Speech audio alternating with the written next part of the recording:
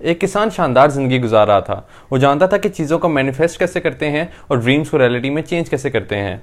वो चाहता था कि उसका बेटा भी एक शानदार और सेहतमंद ज़िंदगी गुजारे, इसलिए वो हर रोज़ इस एफर्मेशन को यूज़ करता कि उसका बेटा एक शानदार और सेहतमंद ज़िंदगी गुजार रहा है। उसने अपने बेटे को भी एडवाइस किया कि वो भी इस एफर्मेशन को यूज़ करे कि वो एक शानदार और सेहतमंद ज़िंदगी गुजार रहा है।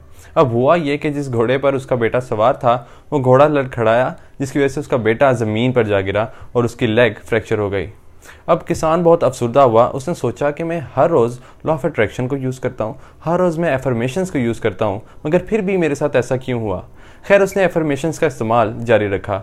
अब उससे अगले दिन ही जिस कंट्री में वो रहा करते थे वहाँ पर जंग स्टार्ट हो गई और आर्मी ने डिसाइड किया कि इस जंग में नौजवानों की भी ज़रूरत है। सो उन्होंने नौजवानों को अप्रोच करना स्टार्ट कर दिया। अब जब आर्मी ने किसान के बेटे को अप्रोच किया तो उन्होंने ये फाइंड आउट किया कि किसान के बेटे की तो पहले से ही लेग फ्रैक्चर है, तो वह जंग में जाने के लिए अनफिट है। तब किसान को ये बात समझ आई कि जिस चीज़ को वो बदकिस्मती समझता था वो एक्चुअली उसके लिए ब्लेसिंग है, और अगर उसका बेटा जंग में चला जाता तो वो शायद ही वापस आता। इसी तरह हम भी अपनी ज़िंदगी में बहुत सी चीज़ों को अपनी बदकिस्मती समझते हैं, एक्चुअली वो हमारे लिए ब्लेसिंग्स होती हैं और वो हमें हमारे गोल की तरफ ले जाती हैं।